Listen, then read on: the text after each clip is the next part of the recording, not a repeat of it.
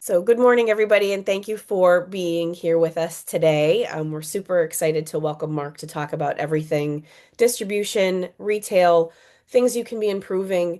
But I really think that this session is for folks that are in all stages of their retail and distribution models and plans. So, if you think you want to work with a distributor, this session should hopefully give you a window into what that looks like because it's not like, oh, I've passed off all my sales to you. You've got it. We're good. There's a lot of work that happens into managing a distributor that Mark can get into that also overlaps into just how are you working with your retailers? What are those relationships looking like? What's working? What's selling? What's not? So, we will save time for at the end for questions. If there's a clarifying question that you have, throw it into the chat and I'll flag Mark and he can hopefully pick up from there and help you better understand what he's talking about. But otherwise, we'll save a lot of the bulk questions for the end. Um, so without further ado, Mark, take it away. Well, thank you, Katie. And yeah, the one comment I'll add is it's a pleasure to be here.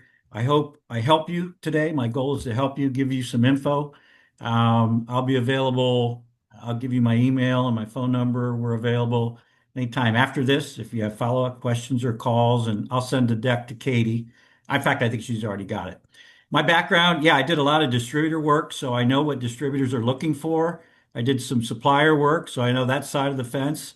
And hopefully, we just share some things today that will help you build that relationship if you have a distributor network. And if not, I want you to think about this as being a retailer relationship also for those of you that self-distribute.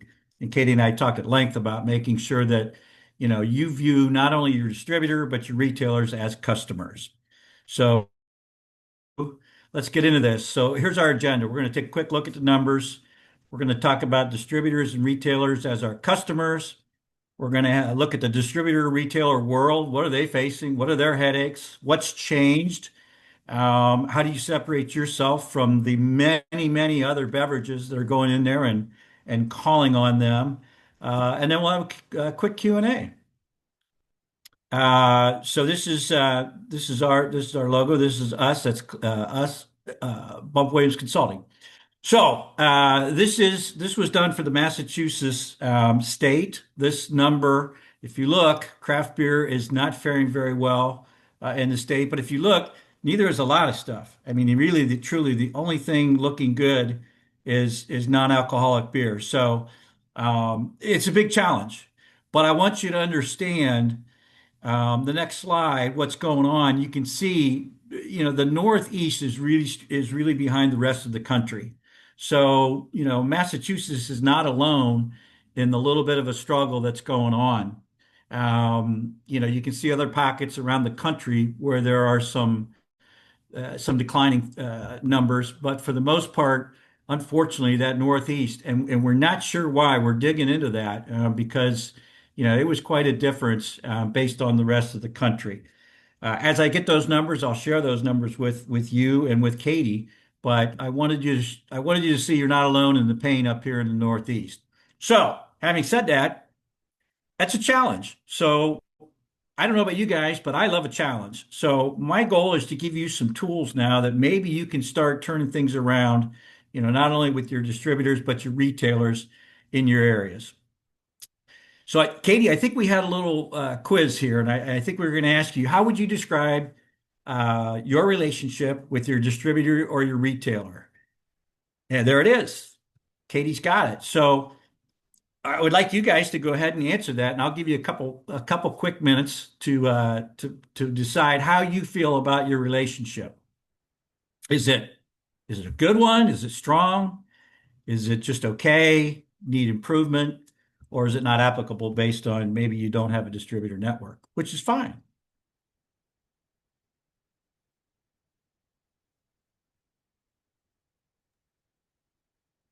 Got 71% have chimed in. I can end the poll. Some people might be in their car and or Oh like yeah. working, so let's No see. worries. It No seems like worries. here's the results of that. So Okay. actually, it's a pretty even split between solid working relationship and needs improvement. Good. Good. We've got some opportunity. And again, like I said, don't look at this as bad things. Look at these as opportunities. Look at these as a chance to sell more product. I'm a fast talker. If I go too fast and you don't catch something, please let me know. But I am a fast talker. All right. So, let's see, a few distributors, retailers, about them. Distributors are no longer claiming to be brand builders. Back in the day, distributors built brands. There was no doubt about it. They had two, maybe three major distributors, or I'm sorry, suppliers, and they built brands. They took a lot of pride in it. You'd walk into their place, we build brands. We took Miller to heights beyond the sky, and our bud numbers are great, and blah blah blah. They don't do that anymore. They are really truly relying on you to do the brand building and do the heavy lifting. They'll do their work at retail, but trust me, they have with all that they have going on, their focus is not there. And like I said, they have too many brands and too many to focus. They are trying to be efficient. Their margins have been squeezed. Over time, things have changed, and their margins are going down based on all the headaches and issues they have in their operations. And we'll touch on that in a minute here. They rely on you for the heavy lifting. They rely on you to get the brand name out there. They rely on you for the social media. They rely on you for advertising. They rely on you for sampling, building displays. A lot of that work they rely on you to do. And the same thing is true with retailers. As you go into a retail account, if you're self-distributing, they're going to tell you, well, you got to put the display up. You've got to do the work. You've got to do the sampling for me. You got to come in and do those things. They prioritize national accounts and put a lot of emphasis in that area. A lot of distributors you'll walk into and they say, unless you have chain distribution, I really don't want to take on your brand right now. Same thing with retailers. You go in and unless you're recognized nationally, they may not want to bother with the brand. They may not want to take it on because they have so many others in their operations. They're not building your story for you. You have got to build the story, whether it's at the distributor level or the retail level. You've got to tell them about your brand. You got to tell them what's in the can, what's in the bottle, what's in the keg. You've got to tell them about the ingredients. You got to tell them the great story about how you started your business. You've got to share that. And if you don't share that, they don't know it. They've got so much going on. If you're not in front of their teams telling them what's going on and telling them about your particular brand, you're going to get lost in the weeds.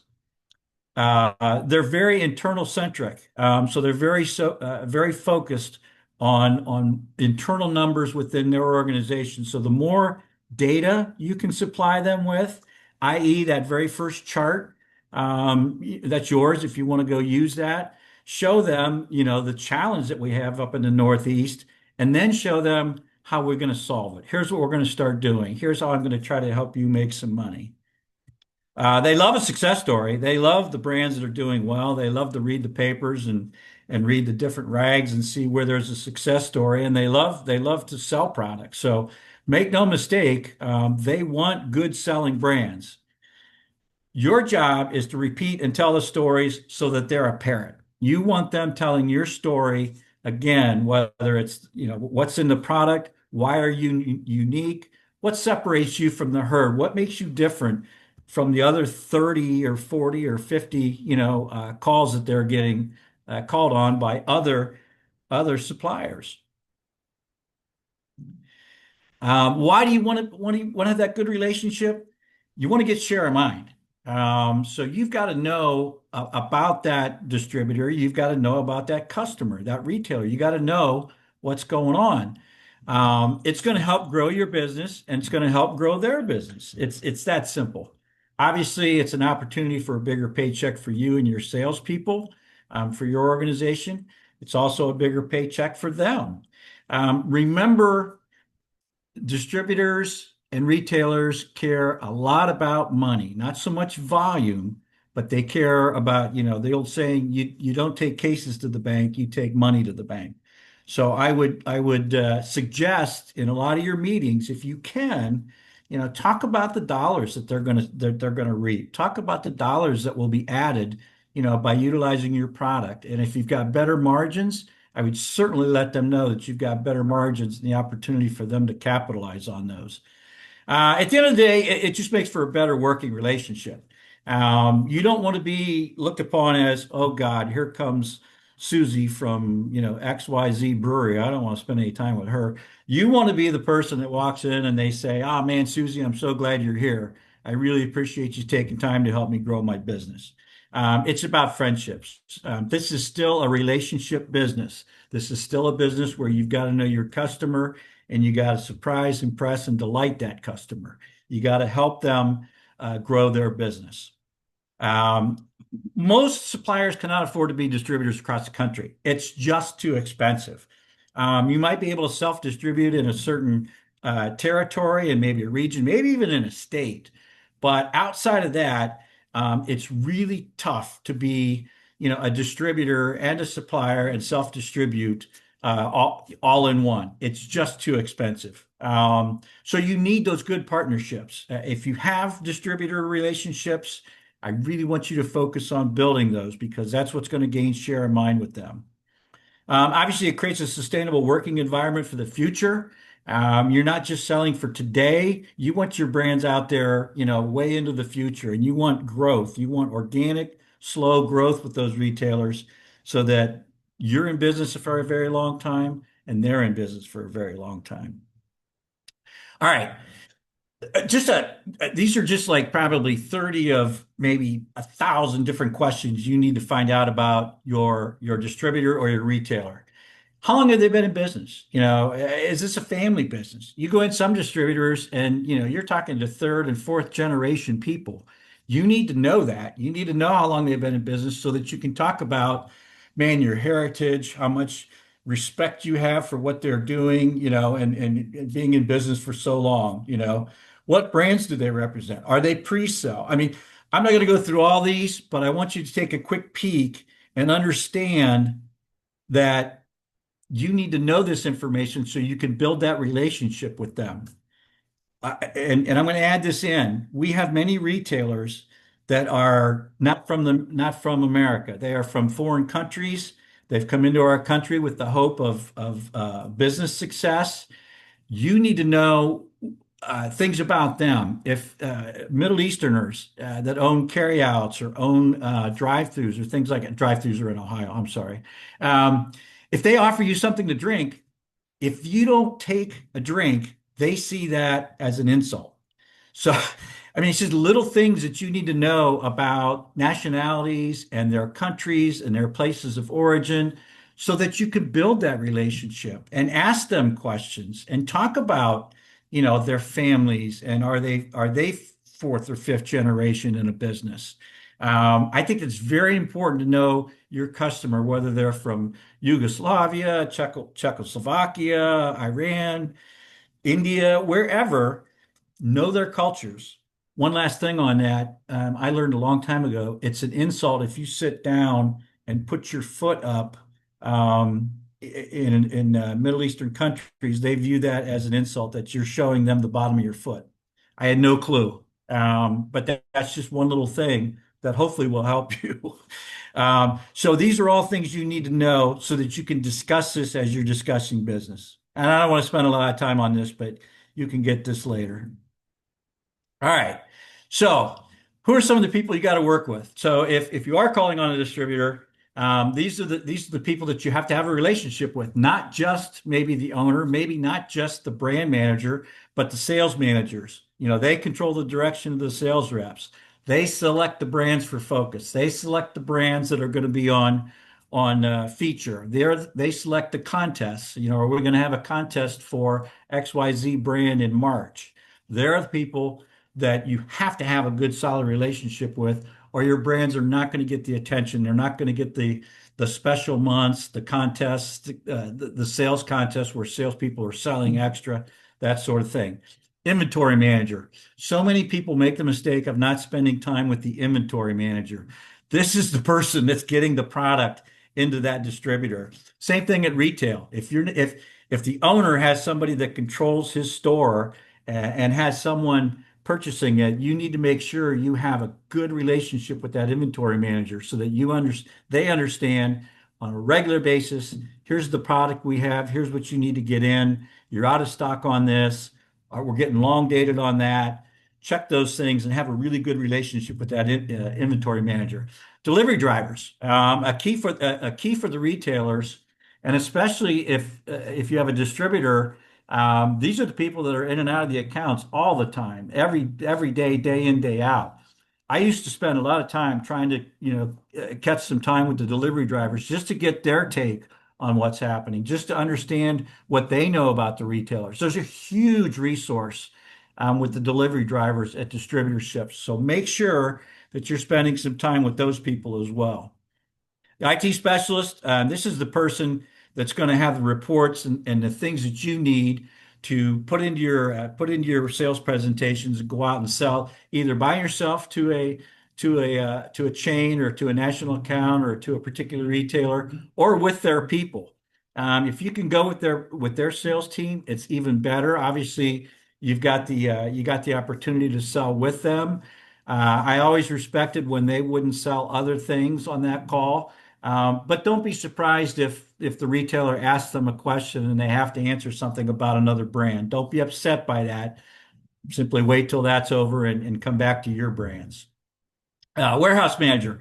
Obviously you got to make sure that your product's being properly stored and you got proper inventory levels within the operation. Again, this is just not a one-person show. You need to have relationships with all these people.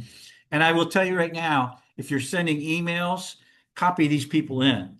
They love to know what's going on. The last thing they want to know is you worked with the sales manager, you put together a contest, you're going to need more beer, and the inventory manager doesn't know it. Makes distributors crazy. And so make sure that you're talking to everybody and copying everybody on your emails and your text. Communication is key and cannot be stressed enough in today's environment. Owners, if they like you, if you have a good relationship with the owner, it's going to filter down. They're going to say good things about you. Again, oh, here comes Susie. We love Susie. She's great. She shows us, new things. She brings us product descriptions. She brings us point of sale to hang up in stores. This is great. So build that relationship with the owner and then filter it down throughout the company. And finally, and most important, the sales reps. The sales reps within the distributorships, those are the soldiers in the trenches. Much like those delivery drivers, they're out there every day. They're working with the customer. They know what the customer's like. If you go on a ride with them, that you've got to they've got to share that information with you so that you understand, the borderline of what you can talk about, what maybe you shouldn't talk about, what does this retailer like, what does this retailer not like. If you're going in to sell a particular product, you got to make sure you and that sales rep are on the same page. All right. So the sales reps, they're the key relationship, quite honestly, in the distributor. And if you're working, if you're still self-distributing, make sure you know everybody within that retail organization. I kind of skipped over that, but make sure you know the owner, make sure you know the inventory manager, make sure you know the clerks. Make sure if there's family members working that you're speaking with them and building relationships because that owner is going to talk to those folks and say, should we get this in? What do you think about that? And again, if you have a good relationship, they're probably going to take the brands on. So sales reps have account relationships that will make or break your brands. If the distributor sales rep goes in to an account and talks highly of your brands, that's a good thing. But if they don't know a whole lot about your brands, if they can't tell your story, if they can't share why your brand is different, if they don't know that, it's going to be really tough. So have a great relationship with those account reps.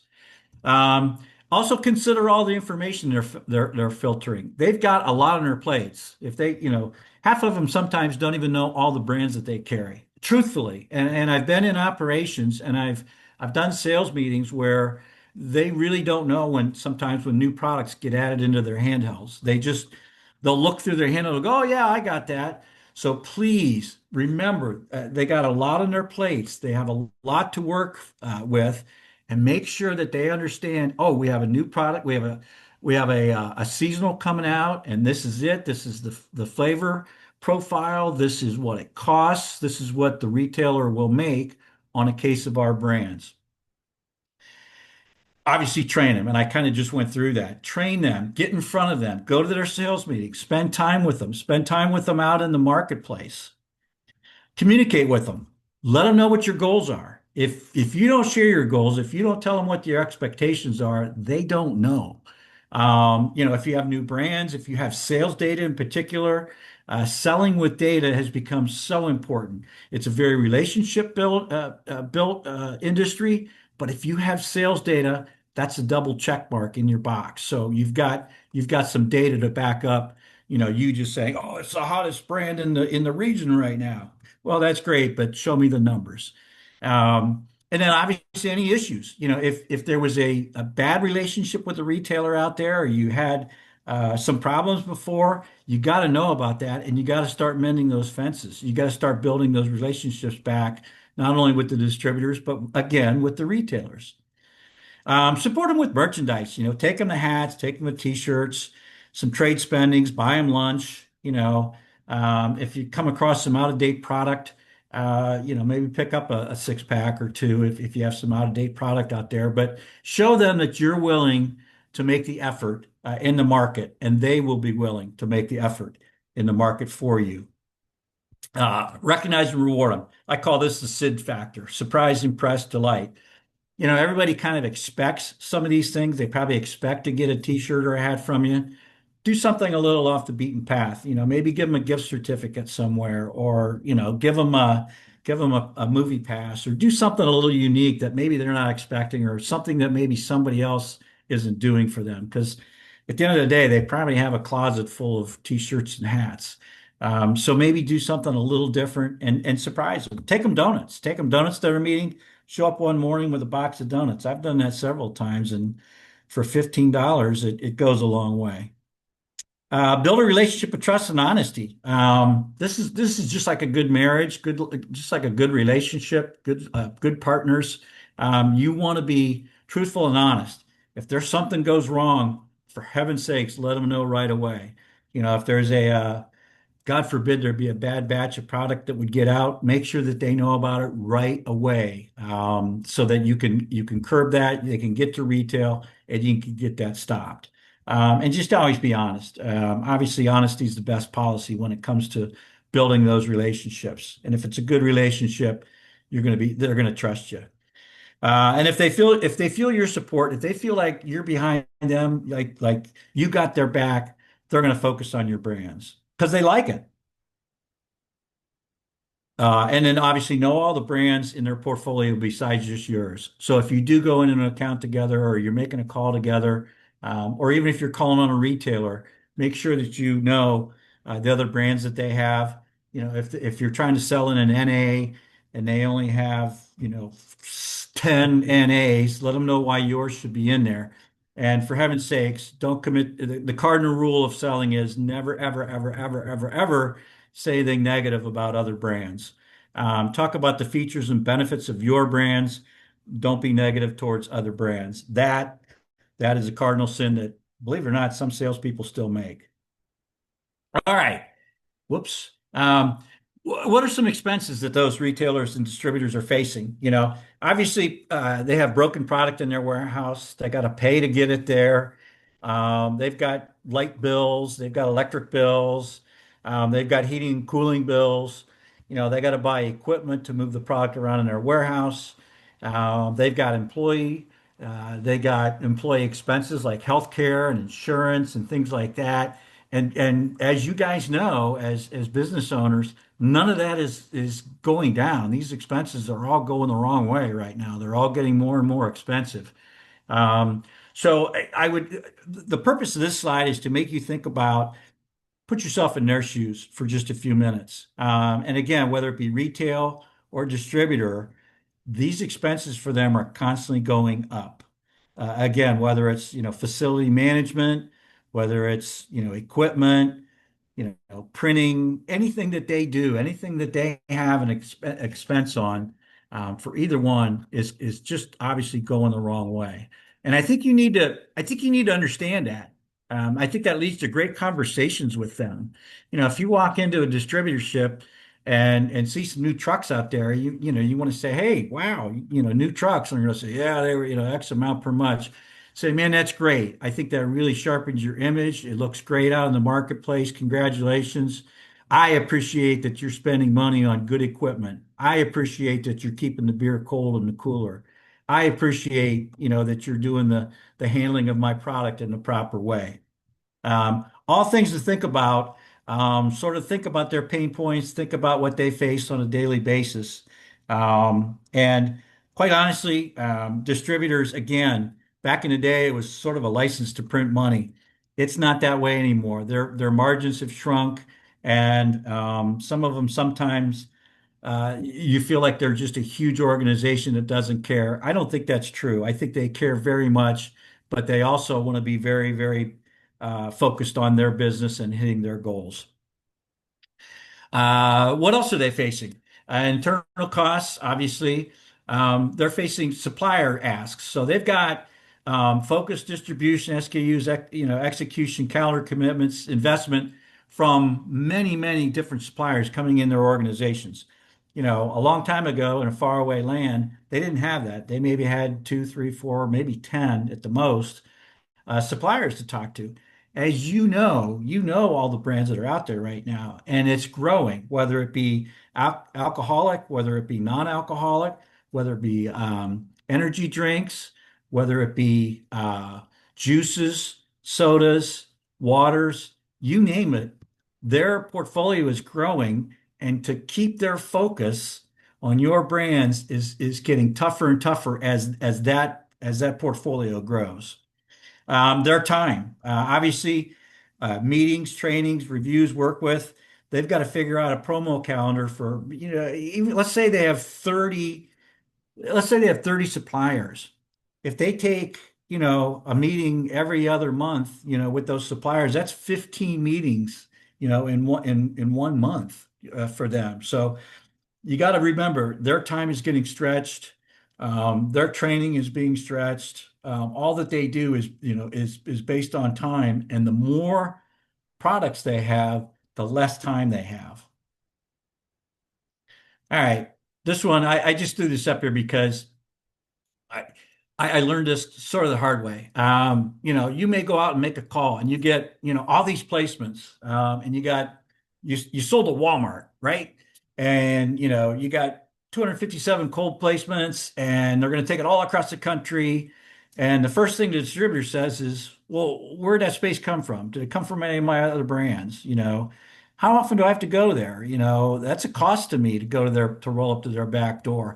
And especially if it's play. An example of one that happens all the time, particularly like if you sell to a hotel chain or you sell to somebody, that maybe isn't on their normal delivery schedule, and you get a placement and you're all excited about it. They're not so excited, oh gosh, now I got another brand I got to take care of. We've only got one store authorized. I've got one, chain store in my territory. I'm not going to really worth it. It's probably not worth the hassle because that backdoor guy is a pain in the backside.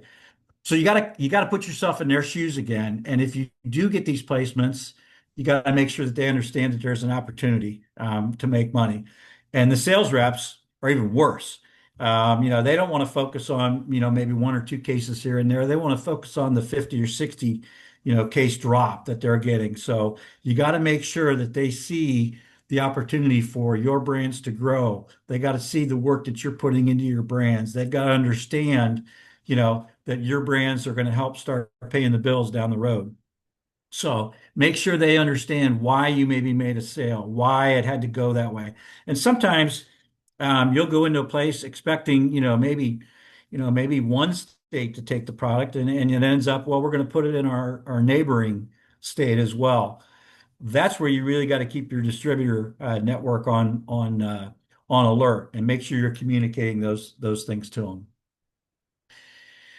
All right. Distributors are motivated by different things. Obviously, most people are coin operated. They want money. You put the money in and they're going to dance, as I say. So make sure you've got a working knowledge of what dollars and cents make sense for them. What's the cost to serve? What's their market share? What's their distribution? Is what's their inventory level? A lot of distributors, it's all about prestige. They want to be known as the biggest, the baddest. If you go in their buildings, you'll see their trophy cases right up front where they've won awards from their suppliers on dimensions of excellence or Miller Man of the Month or Miller Distributor of the Year and those kinds of things. So make sure you think about those things. Make sure you're aware of those kind of things. Um, as you put your contests together, are they driven by just pure money? Is it bonus? Are they driven by incentives? Do they love trips? What do their salespeople like? Do they like trips? Maybe they don't. Maybe they don't want to go on trips. In today's environment, most people usually just want cash in the pocket. Maybe that works. You don't know unless you ask them. So make sure you're asking them. Um, and then obviously, different people in the organization are motivated by different things. The owner of the company may not, he doesn't maybe care about a cash payout. Maybe he cares about a trip. Whereas, the salesperson, they care about that. The sales manager, maybe they want both. Maybe they'd love to see a trip and some cash. It just depends on who you're talking to within your organization, who you're meeting with, and who you're planning with. Excuse me. A little drink there. Talking a lot. Whoops. So pair your goals and your expectations to what motivates them, to what their expectations are. You may think you got the best contest in the world, and when you present it, you find out they've got seven of those or they've got eight of those already going. What's going to separate yours? What's going to make yours a little different? How can you add something to it? Maybe not too costly that would make it stand out from all the other things that they're seeing, from all the other contests that they're perhaps running.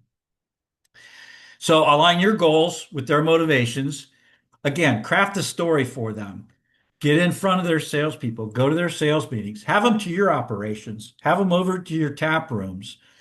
Add value. Help them do their job. Make it easy for them. Show the size of the price constantly. We call that monetizing it. Make them understand that if I sell X, I get Y, so that their volumes and points of distribution add up and they understand this is a good thing. Have a smart plan. Cover all the areas. Know what the goals are. Talk about the goals. Talk about the channel.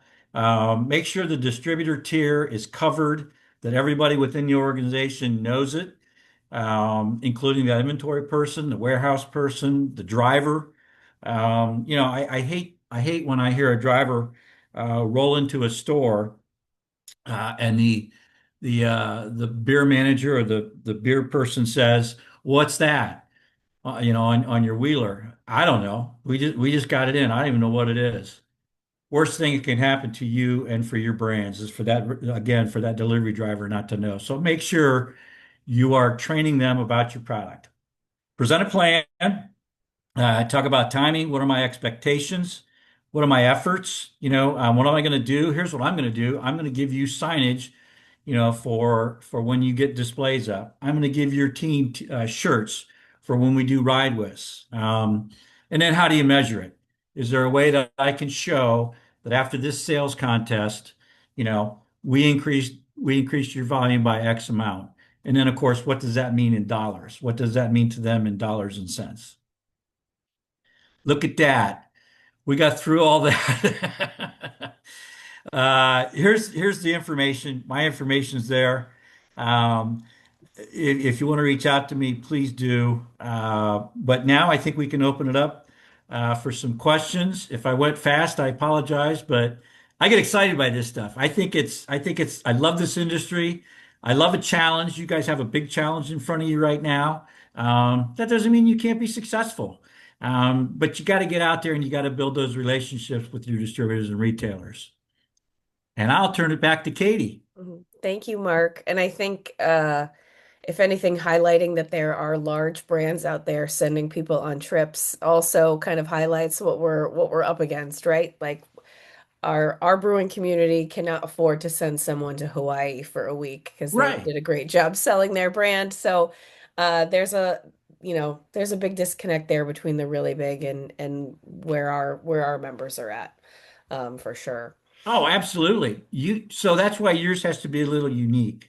Mhm. Maybe it's a trip to a local spa, which is just relaxing as all get out for somebody like that. Maybe they've never done anything like that. Maybe it's a ski trip to a local ski lodge or something. It doesn't have to be, this big, huge program. You're never going to be able to compete with that. But if you make it unique, if you make it interesting, if you make it from the heart, I think it'll go a long way. Yeah, and I have had members buy like our festival tickets and give them to them as well. Yeah. But now is a great time if you have any questions and you want to raise your hand, or if you want to type them into the chat. I think, Mark, not to put you on the spot, but was there ever a situation where you were able to successfully change someone's mind kind of behind the counter, or how do you have any kind of anecdote or story when you think about you went in 3 times to a retailer, you struck out, they didn't have time for you, and if there's any kind of something that clicked, something that made a difference, and you can think on one for me. Absolutely. Yeah. Absolutely. I've got two. Uh, One was just recently on an NA product. Hmm. I went in to the account and was talking with the account, and I said, "Do you happen to have NA products?" And it was an on-premise location. And they said, "Yep, got Heineken. Don't need anything else. I only need one NA." And of course, I said, "Well, that's great. You have Heineken NA 00. But what if someone wants a domestic? What if someone wants, a craft NA? What if somebody wants, a lager NA? You don't have it on your menu. Well, I've got Heineken. Again, I whipped out the old pencil and did the dollars and cents. So, oh, you're charging $7 for the import NA, but you're paying this for it. If you use a domestic or sometimes a craft NA, oh, look, you're paying less for it, but you can still charge that $7 and look at the money that you can make. And lo and behold, they added the product. So it took a while, but it took the math to convince them. It wasn't just me saying, well, a lot of customers like that, a lot of customers might want domestic. That didn't really work for them. I also had the numbers for the growth of NA with me too, and I showed them that. In fact, I think it was the chart that I shared with you all, but it was for the nation. It was a national look where NA was the only thing on the chart that was showing increases. Second one, when I ran a small craft distributor here in Ohio, I had a sales rep, took him 47 times, Wow. 47 calls to win over a distributor to take on a particular brand. And we all celebrated that night. So I took him to dinner, and we all celebrated that night because 47 times. And he said, I just went in every week. I just kept going in and didn't take no for an answer, overcame the objections every time, and finally, showed them this makes sense for your retail establishment. Hmm. So yeah, unfortunately, sometimes it takes that long, but you got to be willing to take the no's. It's like in baseball. Batting 300 in baseball is huge. 3 out of 10. That's huge. That gets you into the Hall of Fame. So in sales, you got to kind of look at it in the same way. You're not going to win them all, but particularly the tough ones. When you win those, that's huge. And so if I have a small team I'm self-distroing, I have one or two sales reps, or maybe I am working with a distributor. As an owner, how often should I be prioritizing riding along with my sales team or my distribution sales team? What's the cadence there that you recommend to keep I, it? I think it's as often as you possibly can. Out in the market is where the rubber meets the road. As owners, I know you have a ton of things to do. I know your plate is full, But I think the more time you can spend out in front of the customer, supporting your salespeople, you'll get put on the spot. You're the big boss. So if you go with a sales rep, they're going to say, "Oh, well, hey, buy me this or buy me a cooler," or you're going to get hit by that. So be ready for that, and then do the old, "Well, I can't do this, I can do that." When it comes to negotiating, I would get out as much as possible. When I ran the small craft distributor, we were a team of 20.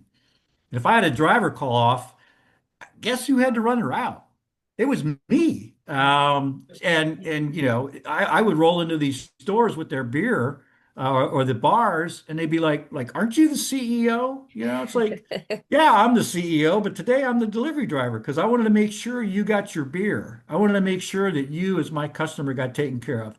You cannot believe how far that goes. Letting them know that you're willing to go the extra mile, you're willing to do whatever it takes to get out there and make sure that their business is successful because of your efforts? That's a, And that's a great question. And I think the more you can be out, the better. And I had payroll, I had bills to pay, I had headaches, I had human resource, I had all those things, but I sure tried to get out as much as I possibly could. And then in terms of telling your story, I'm putting my former PR hat on here when you're crafting your story and essentially your pitch for when you're walking into a retailer or, um, do you have any suggestions or tips to perfecting that? Especially because as an owner, you know your story inside and out, but are you able to then pass that on to your sales rep, or do you have any tips or tricks for keeping it concise? Or maybe it's recording yourself and playing it back and seeing if you get bored in the middle of it. That's something that I always used to do with my clients in my former life. But do you have any suggestions for this group about how to really hone their story and make sure that they're not going on for an hour, but they're giving enough juice that they're really able to show what makes them unique? Boy, do I. And it's called role play. Mm. And it's really funny because a lot of people don't like role play. Salespeople usually don't like to get up in front of their peers in a room, excuse me, and make a presentation. If you make it fun, if you make role playing practice fun and have a learning intake on it, it's huge. It's what it is. It's practice. It's practice telling your story. It's going over your elevator speech, and everybody's story is different. You know, we're all craft brewers, but we all have different stories. Somebody started in a garage.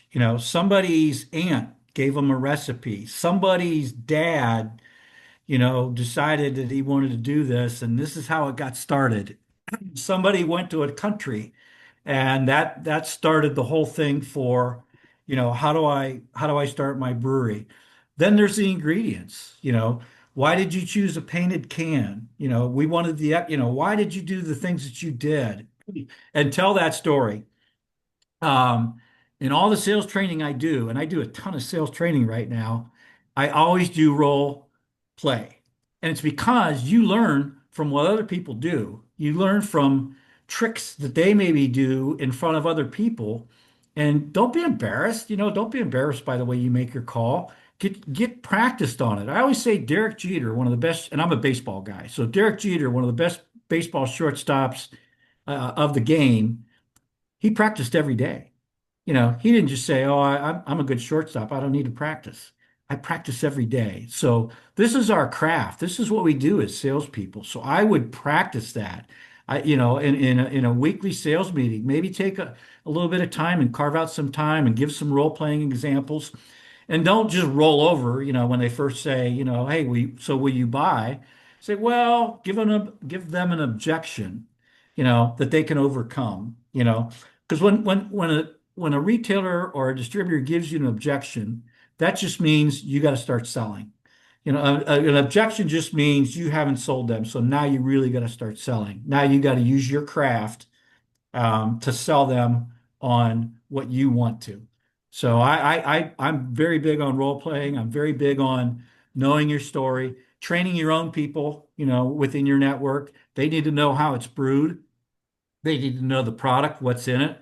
They need to know all that they possibly can about that so that when they go out into the world, they're going to tell that story and it's going to be the right story, not some made up story. That's the last thing you want because they'll get challenged and then it'll be wrong. And that goes back to that trust and honesty factor that we talked about.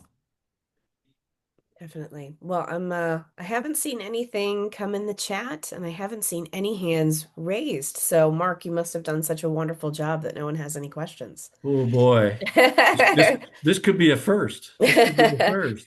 Well, the good news is that we have Mark's contact information if anybody wants to follow up with him or run something by him, one-on-one versus in a group setting. I get that that can be intimidating. But I think that this was a lot of great refreshers, a lot of good ideas. Like sometimes a great yummy box of donuts can open a door. Thinking about those, different cultural issues and ways that you can make sure that you're not inadvertently being disrespectful or sharing anything that or doing anything that might be off-putting. And then just, treating everybody like your best friend, right? Like making those inroads. So hopefully folks had some tidbits to take away from today that they can bring to their sales team or to their future sales meetings. Appreciate you so much, Mark, for your time and sharing your expertise with us. And I thank all our members for joining today. So this recording will be available alongside all of the recordings for this month. Next week we have how to add a winery license as well as a brand storytelling seminar, which I think the brand storytelling will dovetail really nicely with today's presentation as well. So thank you all for taking the time. I appreciate you. Stay warm, everybody, and I hope your ice dams are. Katie, I'll Yeah. just shout out to your members. I think you deserve a pat on the back because I think this is great. You're one of the few associations that is doing this across the country, and I think this is a great thing for your members. And I hope they learned some things today. I hope I gave them some insight, and I hope they learned a lot. But I think what you're doing is great, and I think it deserves a pat on the back because I don't think this industry changes every day, and I don't think you can always have, the secret silver bullet to this. It's a changing industry, and as it changes, you need to make sure you stay informed. You need to make sure your people are trained, and you need to make sure that you're working just as hard as you possibly can out there, because it's a great business as well. So, congrats to you on what you've built here, and I'm available for follow-up. You guys just let me know. Thank you for the kind words, Mark. I appreciate you. Absolutely. All right. Bye Take care. now. Take care, everybody.